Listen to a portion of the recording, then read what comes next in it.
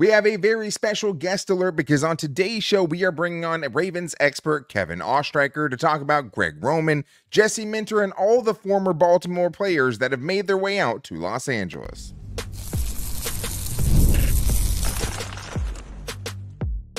You are Locked On Chargers, your daily podcast on the Los Angeles Chargers. Part of the Locked On Podcast Network, your team every day. What is up, and welcome into the Locked On Chargers podcast. I'm your host, Daniel Wade, joined as always by my co-host, David Drogemeyer, and we've been covering the Chargers together for 9 seasons now, but this is our 7th year as the host of the Locked On Chargers podcast, bringing you your team every day. Thank you to the everydayers out there for making us your first listen, and to make sure you never miss great guest appearances like the one we have on today's show, go subscribe or follow for free on the Locked On Chargers YouTube channel and listen wherever you get your podcast from. And today, we have Kevin Oestreicher from Locked On Ravens, one of the best on the network, one of the best in the business, frankly, to talk about really a lot of the pressing Ravens questions that we had. You know, why did things go so wrong with Greg Roman? How concerned should we be about it? What he expects from guys like J.K. Dobbins, who could return to form and be great for the Chargers, and so much more, like Hayden Hurst, Bradley Bozeman, Jesse Minter, Joe Hortiz, so much to get into, so little time. But today's episode is brought to you by GameTime. Download the GameTime app, create an account, and use the code LOCKEDONNFL for $20 off your first purchase. Terms apply. Here he is, Kevin Oestreicher. All right, guys, well, as the theme of the offseason has been, we have another great guest for you guys on today's show, and we're bringing on Kevin Oestreicher, the host of the Locked On Ravens podcast, who covers the Ravens every day, also a writer for USA Today's Ravens Wire, and you can find him on Twitter at KOstreicher34. Kevin, thank you. I know we've talked many times. So happy to get you on my side of things this time. Thank you for coming on the show. Yeah, appreciate you guys for having me. I know this has been one of the big storylines of the offseason with the Chargers bringing in a lot of Ravens-related people, so I hope I have some good answers for you here in terms of what these guys are bringing to the table for the Chargers. Well, Kevin is obviously full of humility. He is great and does one of the best shows on the Locked On Podcast Network. One of my favorite hosts to talk to always. But if you're not a Michigan Wolverine or a Baltimore Raven, the Chargers don't want you during this offseason. Actually, maybe a Carolina Panther, a soft spot for Carolina Panthers randomly as well. But most of those guys are former Ravens too. But one of the things I think that's most interesting to me, kind of from your perspective, is Greg Roman, because that was a little surprising, I guess. I mean, I guess it's interesting, but not very surprising that Jim Harbaugh decided to make Greg Roman his offensive coordinator again after having him in his time with the 49ers. But the interesting thing is he got released by John Harbaugh prior to the 2023 season. So what were Ravens fans' kind of biggest frustrations with Greg Roman before Baltimore decided to go in another direction with Todd Monken? Yeah, it started off great for the Ravens in 2019. That number was one offense in the league, year. right? Yeah, they were historic. They were one of the best rushing offenses in league history. I know a lot of people go back to the Patriots all those years ago, and that offense, Baltimore's 2019 offense, broke almost every one of their records. And it had a lot to do with his rushing concepts. He built that from the ground up, built that team around Lamar Jackson as one of the best rushing offenses the league has ever seen. And he did that by using a lot of 3 tight end sets with guys like Mark Andrews, Hayden Hurst, and Nick Boyle. Obviously, the offensive line played really well that season. They had the running backs to do it too. But then you move on to 2020 after having a historic season. Obviously, it didn't pan out the way they wanted to. They lost in the divisional round to Tennessee after going 14-2. But then in 2020, it really didn't seem like they had an identity. It really felt like they were trying too hard to throw the ball when their whole identity is they're a rushing team, which, again, there has to be some level of balance to it where your identity is a run team, but you have to throw the ball. It felt like Baltimore's trying to tell the rest of the league, yeah, guess what? We can also throw the ball. And they didn't really have an identity for like the first 2.5 months of the season, and they kind of struggled with offensive consistency. Then they decided to finally run the ball like they used to, and they averaged, I think, literally almost 200 rushing yards a game. We're like, okay, well, this is exactly what we thought. Like, this is a rushing team that can also throw the football effectively. But it felt like the ceiling kind of stopped there. It felt like after 2020, there just wasn't enough growth in the offense where Lamar, him being a young quarterback, you want to continue to see the ceiling get higher. You want to continue to see him try to reach that ceiling. And it just felt like the ceiling was capped for him, where the Greg Roman offense, and this goes back to, you can talk about Buffalo, you can talk about San Francisco.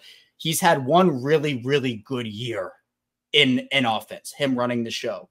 and then it just kind of fizzles out a little bit, at least in terms of passing. He's always been a great run coordinator. He has been a historic guy in that aspect, but in terms of pass concepts, game awareness, situational awareness, we saw some baffling decisions. And look, every coordinator has those moments. It's not just a Greg Roman thing.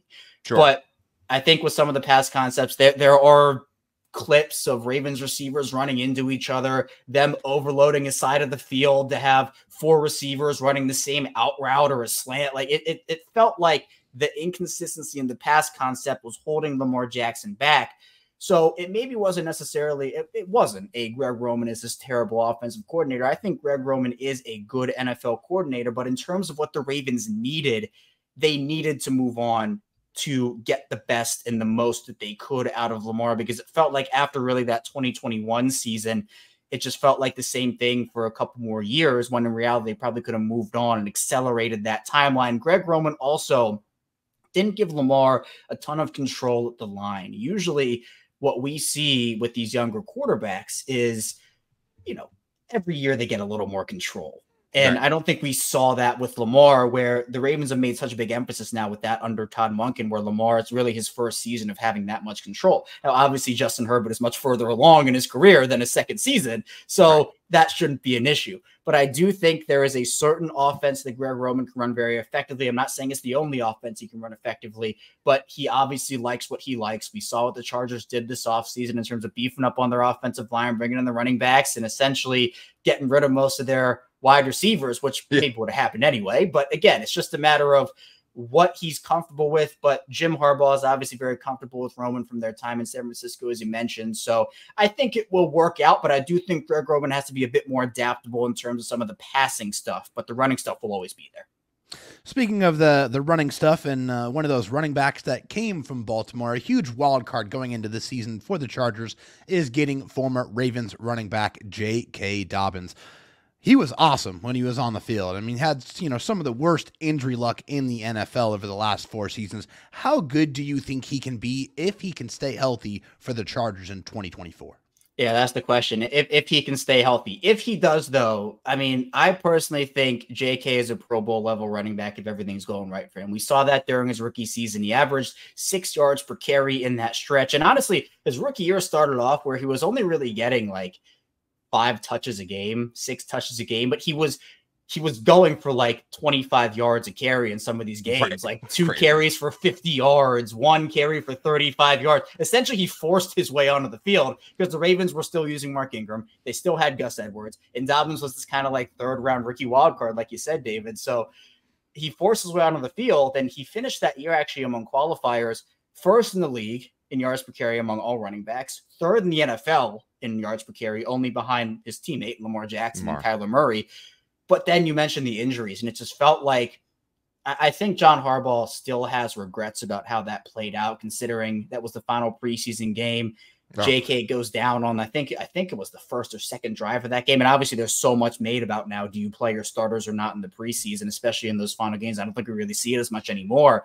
Yeah. But he obviously had complications with the knee the following season, tore the Achilles a couple quarters into the year last year, but he has incredible contact balance. His explosiveness is there.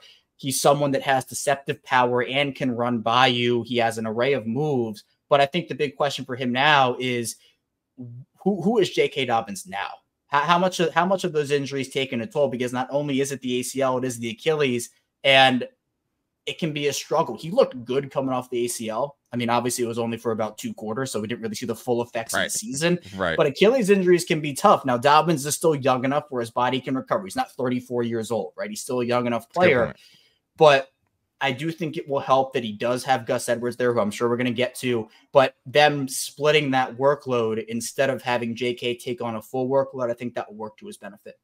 It's crazy that he's already doing what he's doing. I mean, coming off of a torn Achilles, the fact that he's out there at OTAs, like, I don't think anyone would have been surprised. It's like, maybe we'll see him at training camp, right? Let's give him some time to recover. But I think, like, I mean, he just was on our 2024 Chargers all fireworks team because that's how explosive he was. I mean, the amount of 15+ yard carries that he had in that Ravens offense for how little carries he had, like the percentage there is insane. And that is the thing, is when your play is explosive, how much explosiveness do you have left if you're J.K. Dobbins? And is this kind of the ramp up year for him, right? Kind of learning to trust himself again before maybe he breaks out more down the road. That's what we don't know at this point. But we have more to get into with Kevin Oestreicher, including why he thinks Gus Edwards is a perfect fit and why he doesn't think we've seen the best of Hayden Hurst, and more on today's Locked On Chargers podcast. First, though, I need to tell you guys about GameTime, because GameTime is now an authorized ticket marketplace for Major League Baseball, which makes getting tickets faster and easier, and the prices on the GameTime app actually go down the closer it gets to the first pitch. It is summer. It is baseball time. It's time to go to the baseball game, because with GameTime, you know that you're getting the best price always, because you have the GameTime guarantee, which means if you find the same ticket, same row and section, and you find it cheaper, if that happens, which rarely does, you can get 110% of the difference with the GameTime guarantee. But that's one of the many great things about GameTime. One of the things I love is being able to see a panoramic view of your seat before you buy your ticket, and also toggling it so you get all-in pricing, so there's no surprises at checkout. So you can take the guesswork out of buying tickets with GameTime. Download the GameTime app, create an account, and use the code LOCKEDONNFL for $20 off your first purchase. Again, terms apply. Create an account and redeem the code LOCKEDONNFL for $20 off. Download the GameTime app today. Last-minute tickets, lowest price, guaranteed. What you do, I think, know what you're getting is what you have in Gus Edwards, because of what we've already seen from him. And I think my big thing with Gus Edwards is this. I mean, you basically brought over the whole Ravens backfield from a couple of years ago, but you have the physical presence of what this team is trying to be under Greg Roman and Jim Harbaugh, similar to what the Ravens are, a hard-nosed, physical, bring your lunch pail to work type of a team. But would you agree that there are not many better fits in the NFL for what Greg Roman's offense wants to do than Gus Edwards? Oh, 100%. And I think that's why you saw him bring both Gus and JK over, because of the success that they both had under him. And obviously Gus's time with Roman goes a little further back than JK's does. But the thing about Gus that everybody, especially here in Baltimore, loves and loved is the fact that he rarely loses yards. There are a bunch of running backs that, there are some plays where they get -3 or -2. Boom or bust. Yeah. Sure. Gus always goes forward. It's very rare that you see him lose a yard or two. He's, of course, incredible in goal line situations, short yard situations, but he actually is underrated as a receiver. And something I want to see Greg Roman do this year personally, especially if I'm a Chargers fan. In 2021, before JK and Gus went down with their injuries, they talked a lot about using both of those guys out of the backfield as receivers. Now, they couldn't do it because both of them went down, but they were really teasing that. They were really I think they were going to let those guys run loose, but then they had to bring in guys like Devonta Freeman and Le'Veon Bell and Latavius Murray. And I'm not talking primes of any of those guys. No, so it didn't work out the way that people wanted it to. But I really think people here in Baltimore were robbed of seeing that. And I think both of those guys have that ability, particularly Gus, who I think we did see him last season show off some of those receiving chops. And there are plenty of receiving highlights of him even working down the field and getting open that way. So you don't really think of a big guy like Gus as a player that you can kind of line up that way and use that way, but he does have that element to him. But he had 13 touchdowns last season. He's someone where if you're in a first and goal, second and goal situation, if you give the ball to Gus and your offensive line is good enough, more likely than not, you're going to get in the end zone. And I think Justin Herbert can really utilize that, especially off of play action. Teams are terrified of Gus Edwards in those situations, and the Ravens used Lamar in those situations to roll out and to deliver dots and to even scramble a little bit. And I know that in terms of, running athleticism and everything, Lamar and Justin Herbert aren't the same, but true. Justin is not a slouch in terms of that. So he's huge too. I do think that you have ability to work Gus Edwards and just use the idea of him as a decoy. And then when teams are kind of worried about what else is going on, to say, all right, we're going to do the most obvious thing and run Gus Edwards straight at you, and it's going to work. And that's exactly what we want to see from a Chargers team that has not had any semblance of a running game in a very long time. But speaking of the offensive line, former Raven Bradley Bozeman, who is a huge addition, literally and figuratively, after the Chargers lost their all-pro center, Corey Linsley, to retirement. Bozeman really struggled last year in Carolina, but was really good in his time in Baltimore. How likely do you think, we could see him bounce back in LA after reuniting with Greg Roman? Yeah, I think the scheme fit is perfect for him. I mean, he thrived in the system in Baltimore, and part of that reason was because, I mean, I love the versatility he brings, obviously both at guard and at center. And I mean, obviously the Chargers, they need him at center, right. But Right. I do think that at the end of the day, what he brings, he has the mobile ability. He can get out into space, and Greg Roman likes to work that because his athleticism, while it's not the best I've ever seen, it's still something that you can work with, especially on an offensive line that has a lot of hulking dudes and a lot of strong guys. And trust me, Bozeman is one of those guys. I'll tell you that. He's one of those bring his lunch pail to work, and he works. He's a hard worker.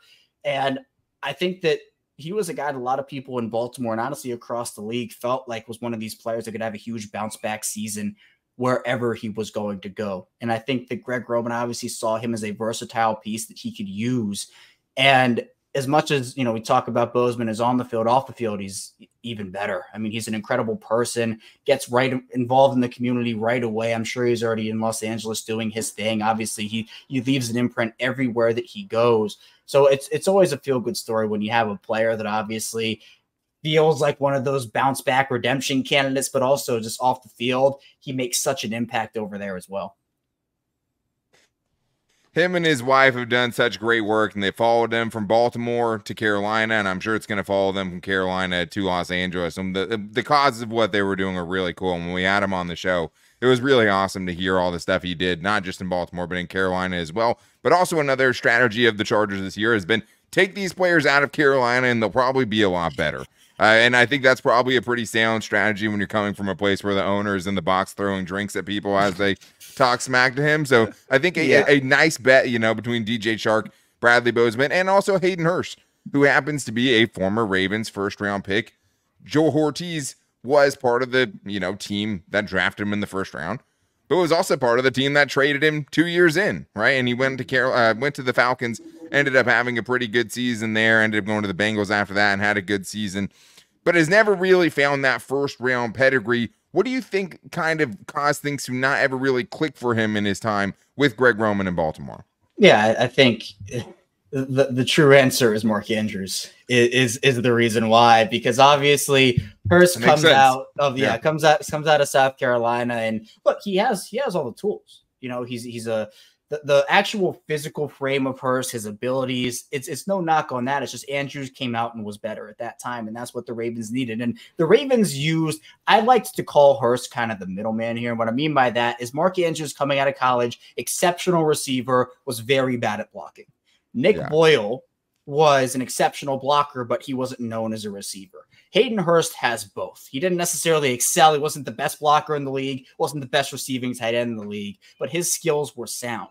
Now, the reason he ended up getting traded, he requested a trade out of Baltimore because I think he saw the writing on the wall, which was as long as Mark Andrews is here, he's not going to get the ability to be a number one option in an offense. So makes sense. Goes to Atlanta. He was fine there, but then Atlanta drafted Kyle Pitts, and again, the writing was on the wall. And so it's just kind of been like this story. Now, I think he found a home, and I'm actually pretty surprised he left Cincinnati. I thought that he kind of found a home there. He worked really well with Joe Burrow. Yeah. But then he goes to Carolina, and obviously it wasn't the season that anybody expected. I mean, maybe people expected it with Carolina, but in terms of Hurst himself, I think people expected more. So with the Chargers, I think he's going to be a big security blanket for Justin Herbert. And obviously, if you can work in Ladd McConkey, who, again, have rave reviews, OTAs, and minicamp, and obviously Josh Palmer is one of my favorite underrated receivers in this league. I feel like not enough people are talking about him, which, by the way, fantasy, I'm getting him in every single league right now. So he's my buy low. But I think that Hurst can work well off of those guys, both as a blocker, which they'll use him as, but also as a receiver,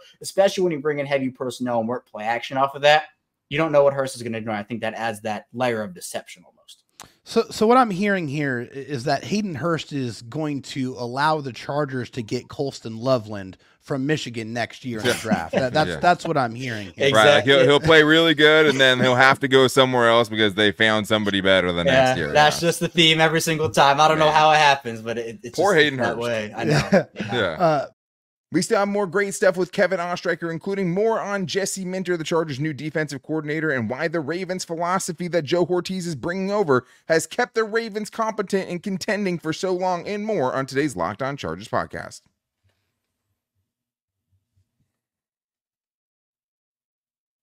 But switching gears over to the defensive side here, new Chargers defensive coordinator Jesse Minter is one of the brilliant minds that have spent time in Baltimore serving as a DB coach from 2017 to 2020. Minter runs a version of former Ravens defensive coordinator Mike MacDonald's defense, which, was one of the top units in the sport over the last 2 years. What was it that really made that Ravens defense so hard to play against the last 2 years?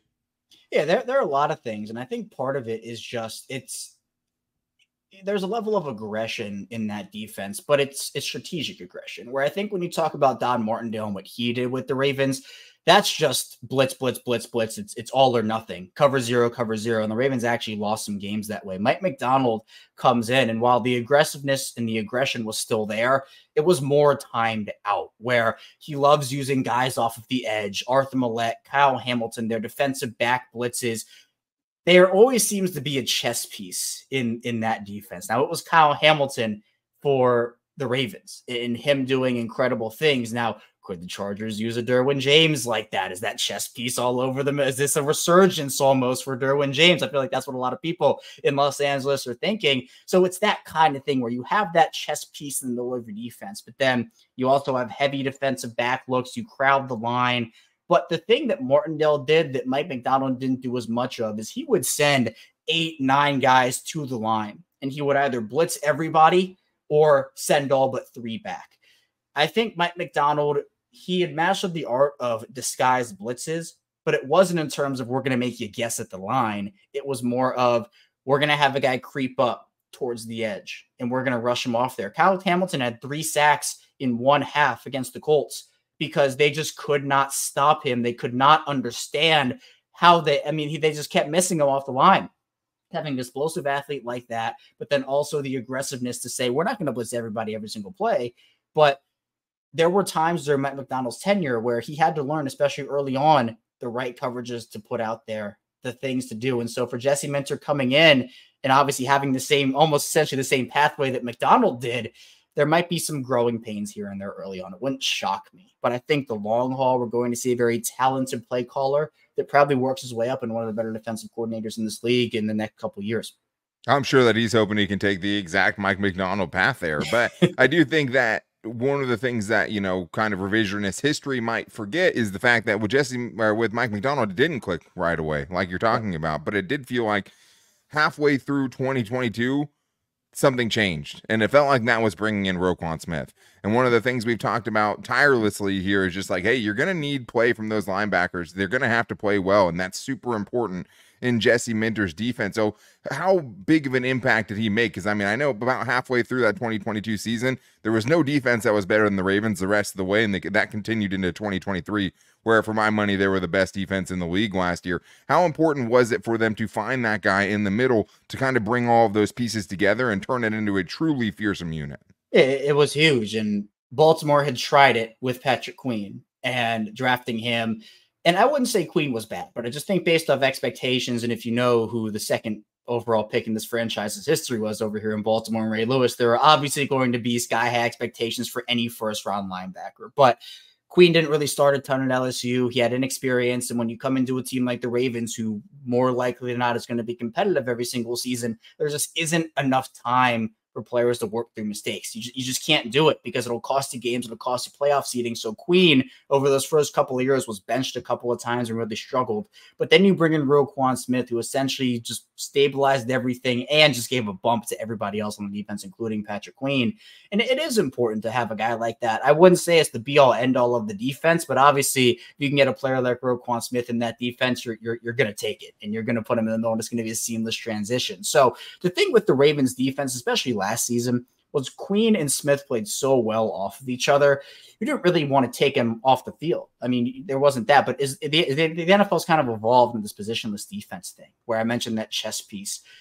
A lot of teams, the art of 2 linebackers is kind of dying out in today's game a little bit, where, sometimes instead of 2 linebackers, you can use one linebacker and a dime backer or multiple defensive back packages. So now with Queen gone, I don't think that you have to be super married to that in Baltimore. So I think in Los Angeles, it's the same thing where you don't have to play 2 middle linebackers together all the time. It worked in Baltimore with Mike MacDonald because they had the personnel. But even if you don't have 2 quality middle linebackers, that doesn't mean that the defense is doomed because you're able to utilize multiple different looks, which Mike MacDonald did, but you didn't have to do it as often because he had the talent to do so. So for Minter, it'll probably be some of the same, where he's going to find a bunch of ways to use these guys in all different ways, because that's what this Ravens defense kind of embodied, which is positionless defense, keep the offenses guessing, and work to their advantage over the course of the year.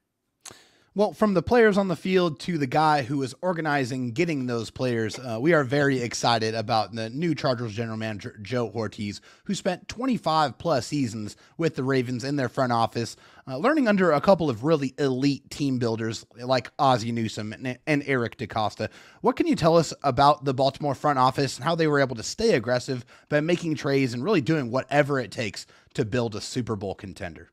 Yeah, I think this was a long time coming for Joe Hortiz. I think people in Baltimore, myself included, were shocked that he didn't get an opportunity like this maybe even 5 years ago based off of how good he's been for them.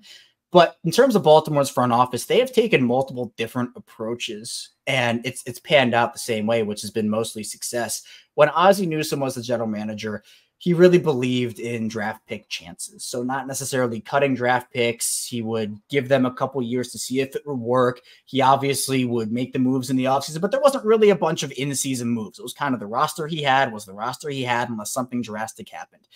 For Eric DeCosta, there's been a shift in he will cut fifth-round rookies if they don't perform well enough in training camp. He's done that multiple times over the course of his tenure. He will go out there and make mid-season trades. Marcus Peters, Roquan Smith, obviously, we just talked about being a big one.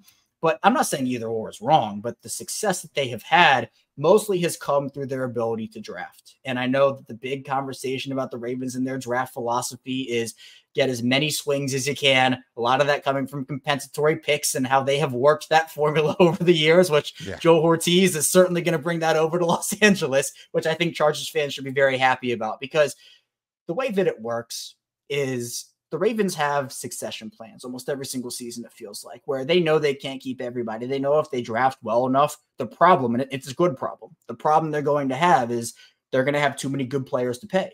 So when that happens, you have to have a succession plan in place. I'll give you a recent example with Patrick Queen, where they weren't really sure about how that was going to go.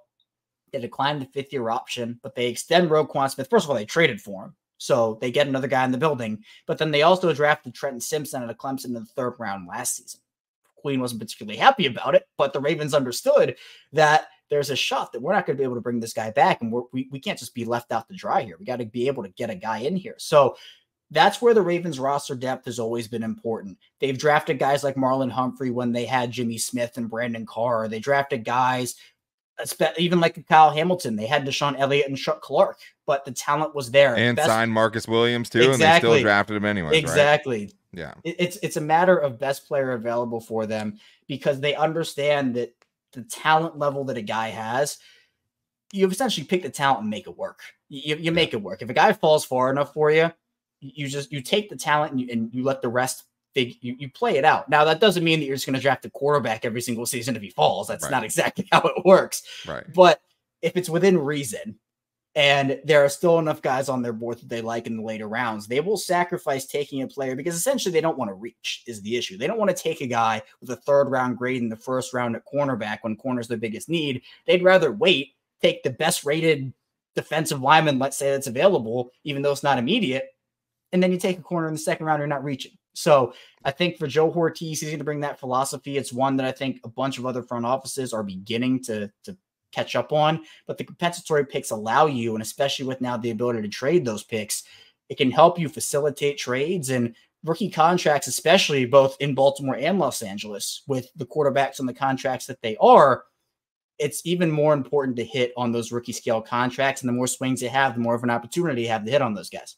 And when you're paying your quarterback, $60 million a season, those become even more important. But I think it says so much about the Ravens that Joe Hortiz stayed there as long as he did. And they've been able to kind of establish that culture there that so many other teams want to emulate. But I mean, just hearing you talk about the foresight to fix problems before they become massive gaping holes, I think is absolutely the biggest contrast to what we saw with Tom Telesco, where there was, 7 straight seasons. I think 5 seasons in a row, I picked like the dude they were going to pick, because it's like they had a hole so large that they knew, So you knew obvious. exactly what position that they were going to go for because they didn't have a choice. They had to get a left tackle, Rashawn Slater. They had to get Justin Herbert. They had no quarterback, right? So it's like, I think that foresight is so nice to see and like is what we're absolutely hoping for. And I think the depth signings and the things like that he's already made, and even, you know, trading Keenan Allen, like that's not something I think we would have seen under Tom Telesco for better or for worse, but he sees the writing on the wall. He knows that he can't build the depth on this roster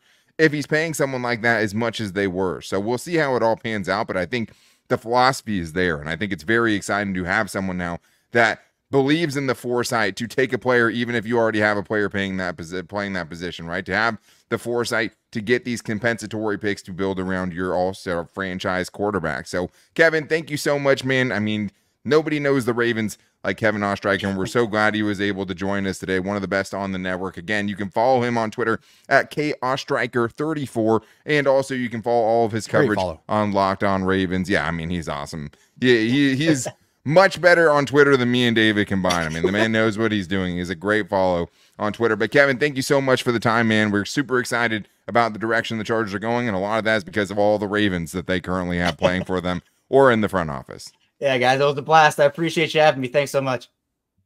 Another special thank you to Kevin Oestreicher. He was awesome and crushed it for us, and it was great hearing the answers to some of those Ravens questions that we have. But that's going to wrap things up for today's show. Make sure you guys are back here on Friday because it's Fan Mail Friday, where we'll get into your guys' questions, and you can hit us up at Locked On LAC on Twitter, on our Locked On Chargers Instagram account at Locked On Chargers, or the Locked On Chargers Facebook page as well. You can also find me on Twitter at Dan Talk Sports, and David Drogemeyer's DMs are always open at Dro Talk SD. So we can't wait to get your guys' questions on Friday. To make sure you don't miss it, go subscribe or follow for free on the Locked On Chargers YouTube channel and listen wherever you get your podcast from. And you can also call into the voicemail line, get it like a real sports radio caller at 323-524-7924. If you leave a 30-second Chargers question, there's a good chance we can get you on the Friday show. But that's it for us today, guys. Make sure you're back on Friday. But until then, take it easy and go Bolts.